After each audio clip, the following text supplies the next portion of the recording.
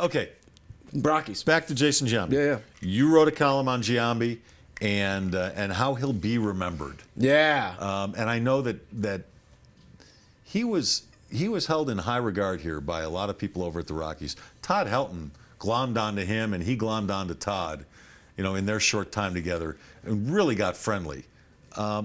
How are you going to remember Jason Giambi, though? Forget about how they're going to remember him. Yeah. How are you going to remember him? Well, I personally look at it as a guy that's respected in Major League Baseball by his teammates, and that is currency. I talked to Spielberg, Ryan Spielberg. He says that's currency in a locker room if you're respected. Now, personally, of course, I'm a little miffed by the steroid stuff, but a lot of people did it, and at least he apologized for it, which separates him from the Sammy Sosas of the world and Barry Bonds and some of these other slimy players. But for Giambi, I look back and I see a guy who was kind of a representation of his generation, a skinny rookie who turned into this huge beast. Mark McGwire, and he was friends with Mark McGwire, of course, and hit 440 home runs. But again, I spoke to Helton on the phone the other day when I wrote this column, and Helton was saying, like, look, he was so valuable as a teammate.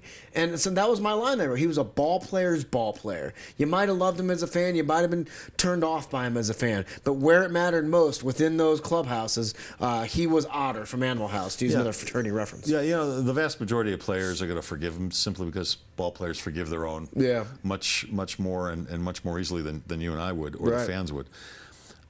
Look, I get it. He had a great career, 440 homers, over 1,300 RBIs. Five straight All-Star games. 5 straight All-Star games, won an MVP. Sure. In fact, I think in like 6 or 7 straight years, he actually got MVP votes. He did, He was one of the better players of his generation, no doubt about it. Hall of Famer? No, probably not, and certainly not because of the steroids thing. And I know he was great in the clubhouse, and I know a lot of the younger players looked up to him, and I know he was kind of like having a coach, an extra coach in the dugout and on the field. I can't get over it, though. The steroids? I can't get past the steroids thing. Yeah. I walk into that clubhouse for the 3 years he was here, and I see him with his shirt off, and I'm thinking, is that him? Or is it artificial? Yeah, He looked like a bodybuilder. He did. He looked like a guy who could be on the cover of a bodybuilding magazine. At age 43. At age 43. Yeah. And he cut a little bit of a sympathetic figure. He had that tumor problem. It was benign, but he had that tumor problem back in, I think, 2004. Despite all that, and it's all good, right, I still look at him and I say, would he have been that player? Right. Would he have hit those home runs, that many home runs? Would he have knocked in that many runs? Would he have been the MVP, gotten all those MVP votes all those years if it weren't for the steroid thing? Right. And, kudos to him for coming out and admitting to it. But I can't get past it. And every time I see Jason Giambi or hear his name, I'm like, yeah, but. Yeah. But, I mean, it's essentially all the players from that generation, though. Not all, but many players from that generation. It is. And it's frustrating. There's no question. I mean, Mark McGwire, I'm a huge St. Louis Cardinals fan. I'm from St. Louis. In 1998, my room in college had all this Mark McGwire stuff on the wall. And now, even though I'm somewhat grown up, I can't look at Mark McGwire and be like, that's my guy anymore. Like, even though I had so much fun rooting for him, I'm like, he did it the wrong way.